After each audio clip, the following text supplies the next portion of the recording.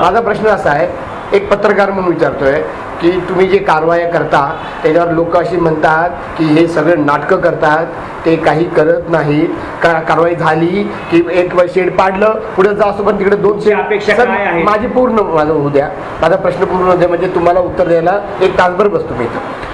तर माझा मुद्दा असा आहे की हे नागरिकांचे दूर करण्यासाठी तुम्ही जे कारवाई करता त्या तुम्ही ओपनली का करत नाही? त्या काय ईडीच्या छापा नाही आहे की त्याच्यामध्ये काहीतरी सिक्रेट बाहेर होईल वगैरे?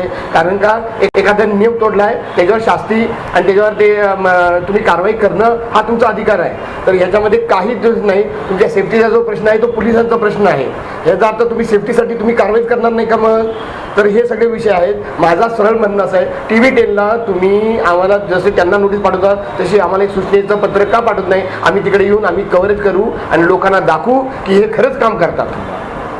आणि विशेष करून आपली जी प्रश्न आपण जे विचारले एका प्रश्नामध्ये 4-5 हो भरपूर आहे, पण मताचं असं आहे, अनधिकृत बांधकाम आणि अतिक्रमण ही खाती दोन्ही एकत्र आहेत. बरोबर आहे, परंतु याचे कार्यभार दोन्हीचे वेगवेगळे चालतात. ओके.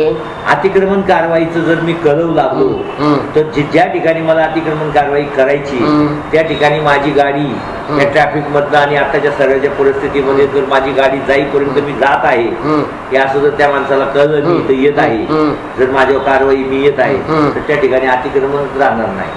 पहिली गोष्ट. दुसरी गोष्ट, त्यामुळे ते अतिक्रमण आम्हाला असं गुपचूपपणे छुप्या पद्धतीनेच पकडावं लागतं. दुसरी गोष्ट, त्या ठिकाणी आम्हाला माल जप्त करावा लागतो. जो जप्त केलेला मालामध्ये आम्ही आमची त्याच्याकडनं दंडाचा रिकव्हरी वसूल करून घेतो. दुसरी गोष्ट, अतिक्रमण बाबतीत, अनधिकृत बांधकामाच्या बाबतीत जर आम्ही डिस्क्लोज करू लागलो, आम्ही जर त्या माणसाला 24 तास जर जागा केला की आम्ही तुझ्या ठिकाणी नको, तुझ्यावरती उद्या कारवाई करतो, तर त्या ठिकाणी सकाळपर्यंत तो आम्हाला इतके प्रेशर आणतो की आमच्या संबंधित यंत्रणेला तो खिळखळ करण्याचा प्रयत्न करतो संबंधित म्हणून. त्यामुळे आम्ही ते ठिकाण अचानकपणे दुसऱ्या दिवशी सकाळी जाहीर करतो. Very good. हा दुसरा प्रश्न. तिसरा प्रश्न, तुम्ही जे म्हणाला की जनता म्हणते की हे फक्त नावाला कारवाई करतात. अतिक्रमण असा प्रकार आहे, आत्ता काढलं थोड्या वेळाने परत आलं तर ते येणारच आहे. तो रोगच आहे अमिबासारखा पसरणारा, तो आता येणारच आहे. तो फक्त निर्मूलन करणे हे तात्पुरती मलमपट्टी असं जे तुम्हाला वाटतं असं नसून त्याला आमच्या संभाव्य 1, 2, 3 या TVC कमिटीमध्ये आम्ही अशा कारवाईचे विषय मांडून आम्ही TVC कमिटीकडनं बंधनकारक करून रूल घेणार आहे की बाबा त्याची एकदा गाडी सोडली, 2दा सोडली, जसं RTOने केलेलं आहे.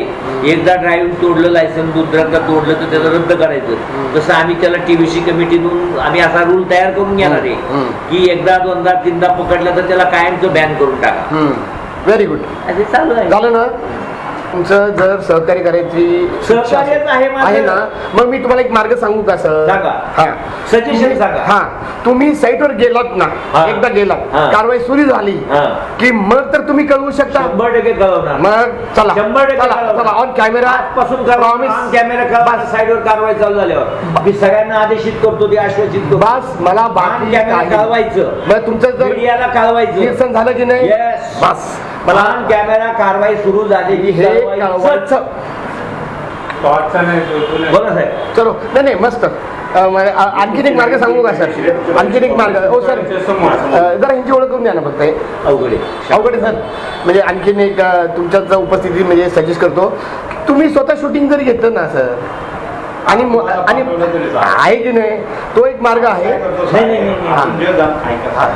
एका माणसाला जनता संपर्काला त्यातल्या त्यात फेमस जास्त प्रसिद्ध करतात, त्याच्यापेक्षा आपण त्यांना झेंडा दोघांना एक काम करा नाही इथून पुढं आपण जे MSFची जवान देतो ना त्यातल्या एकाला माझं लगेच शूटिंग चालू करतो. येस बघा, तो माणूस आहे ना, बरोबर आहे. फक्त आहे अहो, एकाने दोघांना धरा, असं सगळं करा, तुम्ही सेफ राहाल. येस साहेब, ते कॅमेरा असेल ना तर तो तुम्हाला सांगतो ना, नगरसेवक पुढे येणार आदेशित लगेच करतो. बस 2 गोष्टी आदेशित यासाठी 2 गोष्टी पटल्या. कारवाई चालू झाली आम्हाला कळवा. दुसरं शूटिंग चालू करायला MSFची आणि दोन्ही करा. हा, माझ्या वतीत मलाही कळवा. मला प्रत्येक वेळ असेल सांगता येत नाही, किंवा लांब असेल जवळ असेल ते बघू आपण. पण मी येणार कारण काय, ते लोकांना, मला माझा अधिकारी रमेश शेलार साहेब हे माझे बॉस आहेत. अधिकारी आहे आणि तो काम जर करतोय ना चांगलं, तर ते चांगलं काम सुद्धा लोकांमध्ये पोहोचवणं मला काय काम करणार? नाही नाही अहो तसं नाही, तुम्ही अकारी सुद्धा कार्यकारीपेक्षा फार चांगलं काम करता. आणि सगळ्यात महत्त्वाचं कसं माहिती आहे का, तुम्ही लोकशाहीला मानणारे आहे. तुम्ही कॅमेऱ्याला कधीतरी मला कॅमेरा बंद करा म्हणलाय का? पण हे तर आम्हाला हवं आहे आणि आम्ही तुम्हाला जाता जाता का होईना ॲडिशनल कमिशनर बघून जायचं ही माझी व्यक्तिगत इच्छा आहे. धन्यवाद. चला सर, होणार. चला सर, येऊ का? चला सर. मित्रांनो, आमचा हा व्हिडिओ शेवटपर्यंत बघितल्याबद्दल धन्यवाद. तुम्हाला हा व्हिडिओ कसा वाटला हे खाली कॉमेंट बॉक्समध्ये आम्हाला नक्की कळवा. धन्यवाद. If you like the video, do like, comment, share and subscribe.